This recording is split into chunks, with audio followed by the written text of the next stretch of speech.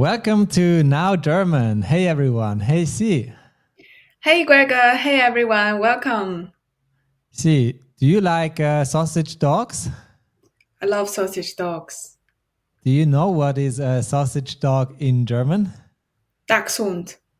Yes. And do you know how to say two sausage dogs in German? Zwei Dachshunde. That's not totally correct, but I'll reveal the correct solution at the end of this lesson. And probably you can already guess what it's going to be after this lesson. So come along, and at the end, you will know what's the easiest way to build plurals in German. But now let's go on and look at our dialogue first. Gregor, gehst du in den Supermarkt? Ja, was brauchst du? Kaufst du bitte 6 Eier? Okay, und ich kaufe auch eine Kiwi, eine Banane und einen Apfel. Kaufe bitte 2 Kiwis, 2 Bananen und 2 Äpfel. Alles klar, kein Problem. Ich gehe dann. Tschüss. Bis später, tschüss. Okay, only thing is der Supermarkt. Der Supermarkt. Yes, in English you would be tempted to say market, but this letter E in the end that drops out in German. It's just der Markt. Der All Markt. right. Yes, then let's look at our vocab. We first have some verbs. Gehen, ich gehe, du gehst. Gehen, ich gehe, du gehst. That is to go, I go, you go. And then we have a new one. I think we haven't seen that before. Brauchen. Brauchen. That is to need. For example, du brauchst. Du brauchst. You need, yes. And then when you go shopping, you can say kaufen. Ich kaufe, du kaufst. Kaufen. Ich kaufe, du kaufst. Yes, that is to buy and then conjugated forms. So these are all the verbs from this lesson. And then we have der Supermarkt. Der Supermarkt. Yes, and you can already guess what the German word for market in general is, right? Der Markt. Exactly. And traditionally, that means a market in the sense of like a market stands where they sell fresh products, but also in the sense of the stock market, like Wall Street. We also call that der Markt, just like you would in English. And then we have den. Den. That's just the article the in the masculine accusative case. And alles klar. Alles klar.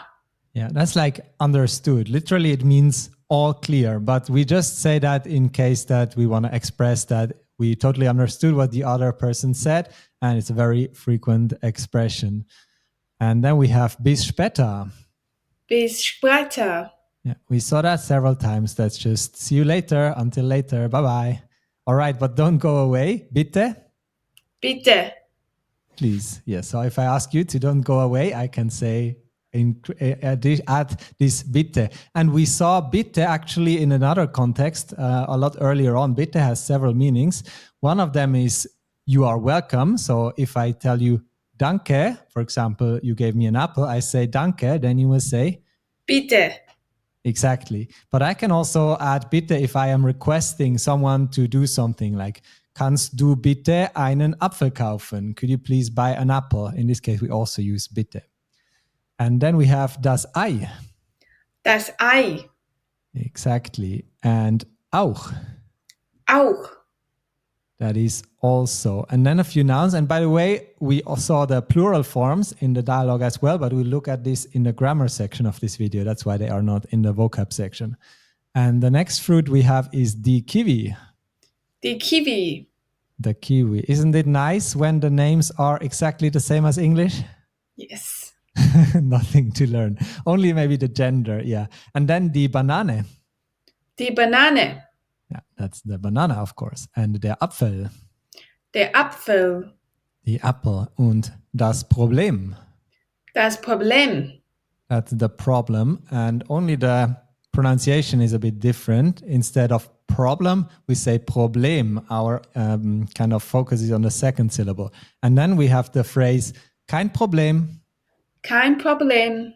That's literally no problem. And we use it in the same way too. And lastly, we also saw dann. Dann.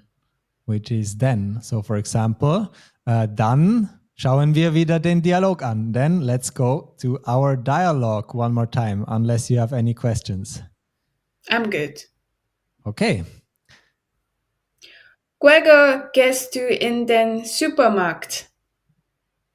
Ja, was brauchst du? Kaufst du bitte 6 Eier? Okay. Und ich kaufe auch eine Kiwi, eine Banane und einen Apfel. Kaufe bitte 2 Kiwis, 2 Bananen und 2 Äpfel. Alles klar, kein Problem. Ich gehe dann. Tschüss. Bis später. Tschüss. Okay, and now we look at the plural forms. Or you have any thoughts? Yeah? I have a question. Could we go back? Yes. So for the last sentence that I said is kaufe bitte 2 Kiwis, 2 Bananen and 2 Äpfel. And why we use kaufe in this case? Because I ask you to do something, and normally it should be du kaufst, but now it becomes kaufe. Yes, so this is a good question and very good observation. It's not the focus of this lesson, but this is called the imperative form.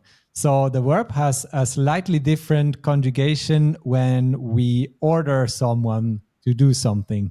So I wouldn't bother memorizing this conjugation for all the verbs. Just notice in this kind of sentence when you say, would you please buy? Then in German, usually we have an imperative form translation.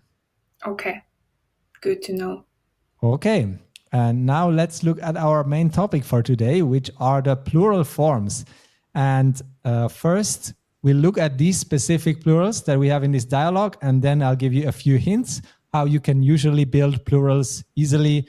And there is some memorization you need to do, but at least there are some guidelines. Okay, so I'm going to give you the singular and you can build the plural, okay? Okay.